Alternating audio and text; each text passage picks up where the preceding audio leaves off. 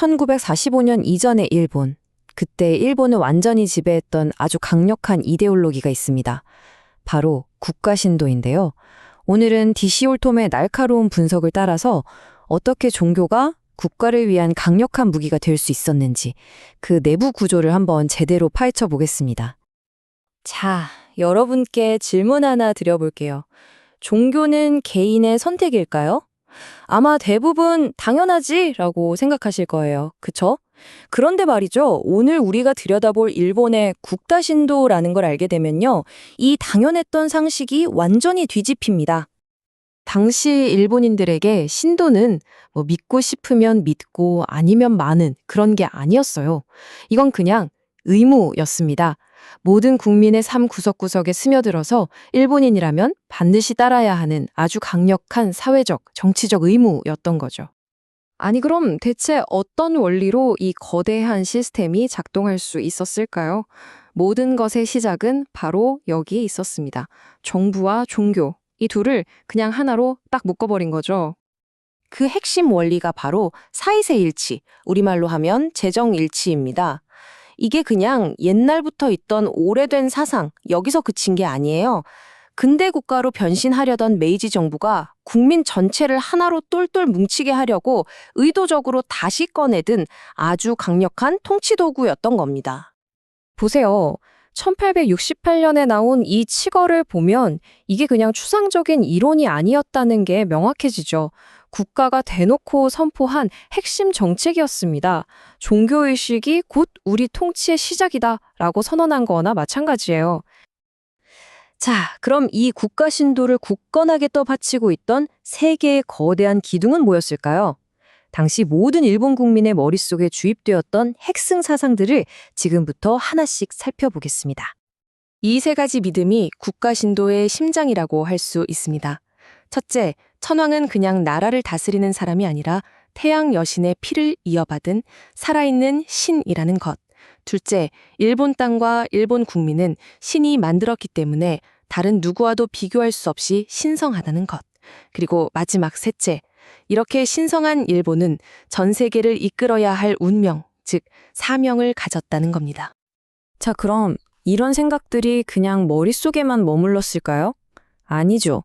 이제부터는 이 이데올로기가 현실에서 어떻게 작동했는지, 구체적으로 어떤 국가제도를 통해서 사람들의 삶을 지배했는지 그 방법을 들여다보겠습니다. 이 부분이 정말 교묘합니다. 정부가 신도를 딱 둘로 나눴어요. 신사에 가서 참배하는 이런 국가 신도는 종교가 아니라 모든 국민의 애국적 의무라고 딱 정해버렸습니다. 반면에 개인이 믿는 건 교파 신도라고 해서 그건 사적인 종교 영역으로 남겨뒀죠. 이 논리 덕분에 겉으로는 종교의 자유를 침해하지 않는 것처럼 보이면서도 사실상 모든 국민을 국가의식에 동원할 수 있었던 겁니다. 좀 도발적인 질문이죠? 이 질문을 가지고 우리 야스쿠니 신사 사례를 한번 살펴보겠습니다. 야스쿠니 신사는 천황을 위해 목숨을 바친 모든 사람의 영혼을 신으로 모시는 곳이었거든요. 홀토메의 책에 보면 이런 일화가 나옵니다.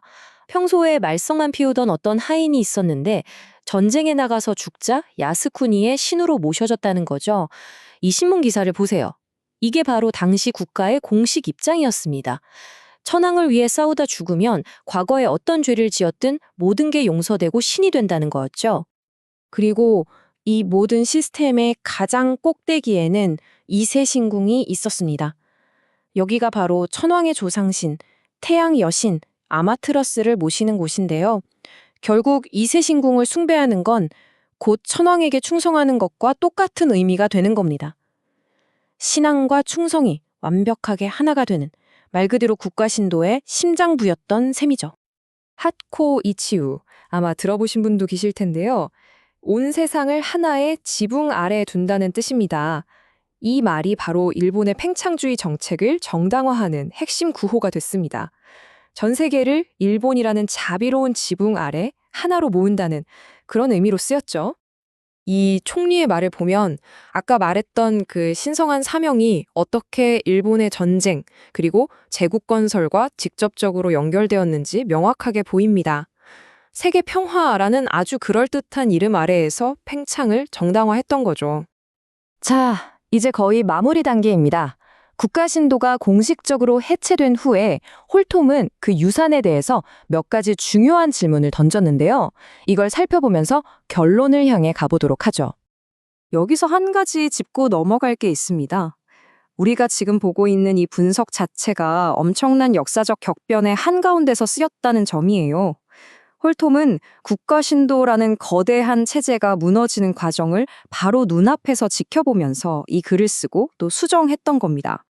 이 문장에 어쩌면 홀톰이 남긴 마지막 경고일지도 모릅니다. 국가가 만든 제도를 해체한다고 해서 그 제도의 뿌리가 되었던 신념까지 사람들 마음속에서 완전히 사라지는 건 아니라는 아주 날카로운 통찰이죠. 그래서 마지막으로 이 질문을 여러분께 던지고 싶습니다. 국가가 주도해서 만든 거대한 이야기가 공식적으로 끝난 뒤에도 그 뿌리가 여전히 사람들 마음속에 남아있다면 과연 어떤 일이 벌어질까요? 이것이 바로 국가 신도라는 과거의 역사가 오늘날 우리에게 던지는 여전히 유효한 질문이 아닐까 싶습니다.